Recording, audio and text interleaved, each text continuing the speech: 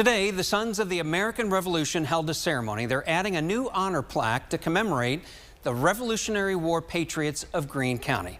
Many of those soldiers served under General Nathaniel Greene. You might recognize the name. Greene served as George Washington's trusted commander, and he's the namesake of this county. The patriots' names were read out by the archives director, placing them into the official county record. This is part of a series of events that we have planned for this entire year, celebrating America's 250th anniversary, and it was great to partner with the Sons of the American Revolution, the Daughters of the American Revolution, to honor those that served and gave us our freedom. The plaque is now on permanent display. It's inside of the Greene County Courthouse rotunda.